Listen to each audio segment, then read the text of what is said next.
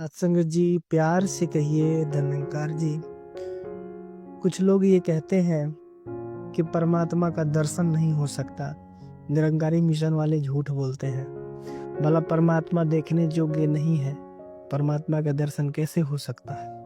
तो सत्संग जी, उनके आज भ्रमों को हम दूर करने के लिए एक बहुत सारी बातें जो है इतिहास की, पुरातन समय में परमात्मा को कैसे लोग दर्शन करते थे, ये बताने वाले हैं। कौन कौन लोग हैं जो परमात्मा का दर्शन किए हैं, संत महात्मा ऋषि महर्षि कौन कौन है जो परमात्मा का दर्शन किए हैं, आज इस वीडियो में बताने वाले हैं। तो वीडियो को स्क्रिप्ट ना करें, पूरा वीडियो देखें, तब समझ में आएगा कि परमात्मा का दर्शन किया जा सकता है। सत्संग जी, प्यार से कहिए धन्यकार जी। इतिहास में अनेक संतों और महापुरुषों को परमात्मा के दर्शन और उनकी अनुभूति हुई है। हालांकि यह दर्शन भौतिक रूप में कम और आध्यात्मिक रूप में अधिक होता है।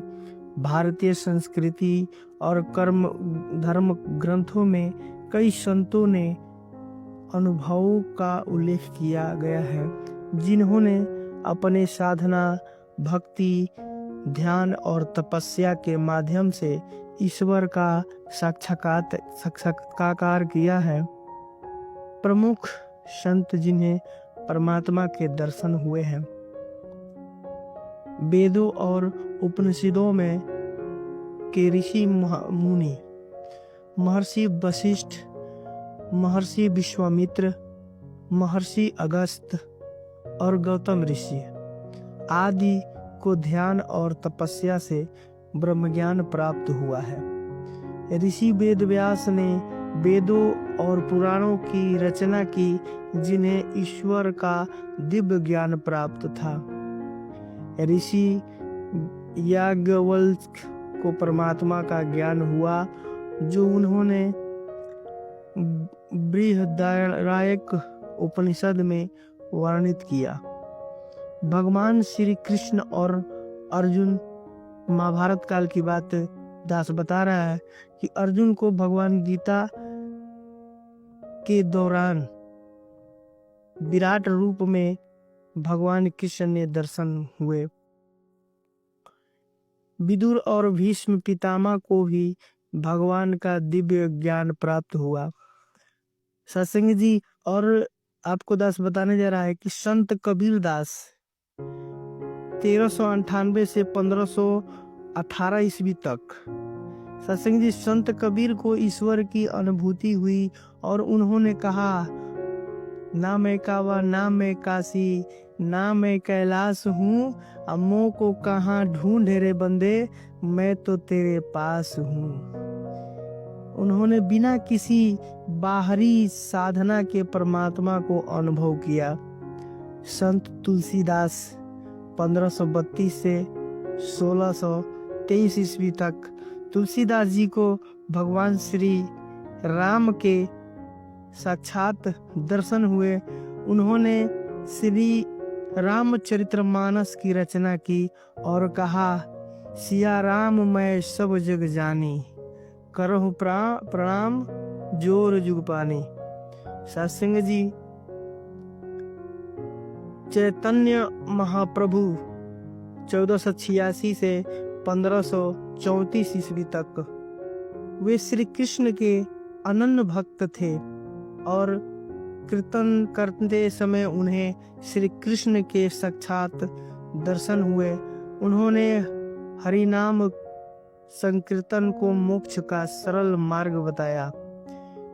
गुरु नानक देव जी 1469 से 1539 ईस्वी तक उन्होंने आध्यात्मिक साधना से ईश्वर का अनुभव किया और कहा, एक ओकार संत नाम। वे मानते थे कि ईश्वर हर जगह विद्यमान है। स्वामी विवेकानंद जी महाराज 1863 से 1902 ईस्वी तक वे अपने गुरु श्री रामकृष्ण परमहंस से प्रेरित थे, जिन्होंने माँ काली के साक्षात दर्शन किए थे। विवेकानंद जी ने समाधि के दौरान परमात्मा का अनुभव किया। संत एकनाथ संत, ज्ञानेश्वर संत, तुकाराम महाराष्ट्र के संत, इन्होंने भगवान विठल विष्णु के दर्शन और उनकी कृपा प्राप्त की। संत ज्ञानेश्वर ने ज्ञानेश्वरी ग्रंथ लिखा जिसमें भक्त और आत्मज्ञान की बातें हैं। श्री रामकृष्ण परमहंस 1836 से 1886 ईस्वी तक उन्होंने माँ काली, श्री राम और श्री कृष्ण के साक्षात दर्शन किए। वे मानते थे कि सभी ग्रंथ, सभी धर्म ईश्वर तक पहुंचने के मार्ग हैं।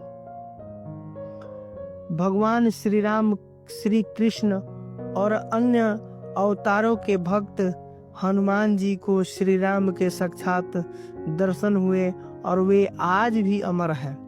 मीराबाई को श्री कृष्ण के दर्शन हुए और वे भक्ति में लीन हो गई और गाई कि पायो जी मैंने राम रतन धन पायो, वस्तु अमोलक दियो मर सदगुरु, कर कृपा अपनायो, पायो जी मैंने राम रतन धन पायो। नारद मुनि को हर समय नारायण के दर्शन होते थे। क्या आज भी संभव है? हाँ, यदि कोई व्यक्ति गहरी भक्ति, ध्यान, योग और आत्मसमर्पण के साथ ईश्वर को पुकारता है तो उसे भी परमात्मा का अनुभव हो सकता है।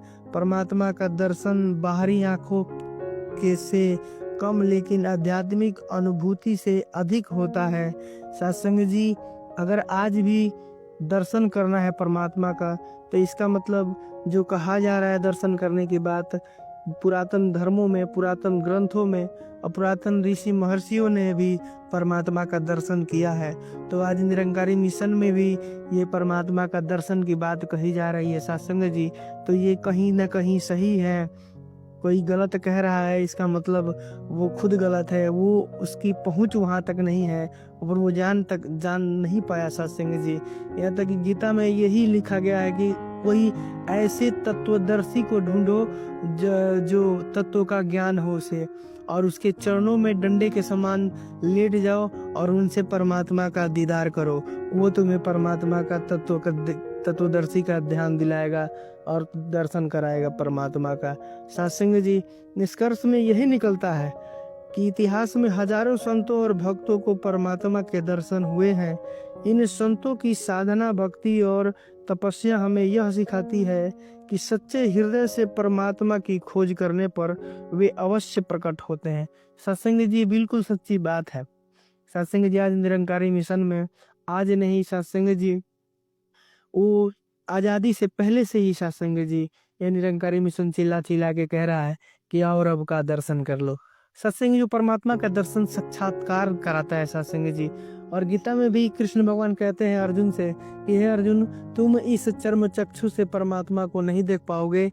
इस परमपिता परमात्मा को देखने के लिए तुम्हें क्षणिक मात्र का दिव्य दृष्टि देता हूँ। और सत्संग जी वो लड़ाई के मैदान में सत्संग जी उनको ये दिव्य दृष्टि देते हैं और तब वो अर्जुन परमात्मा का दर्शन कर पाते, इस निरंकार को देख पाते हैं।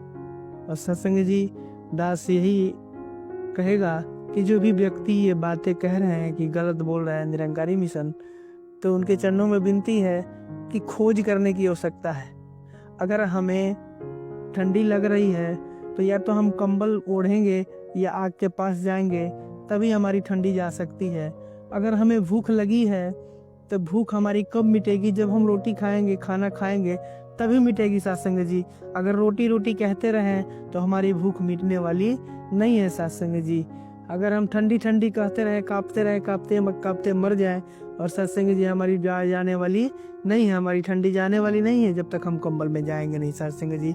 उसी प्रकार से अगर आपको परमात्मा का दर्शन दीदार करना है तो जा करके निरंकारी मिशन के संगतों में बैठो और बैठ करके संगत विचार को सुनो और सतगुरु के आदेश अनुसार ब्रह्म ज्ञान को प्राप्त करो।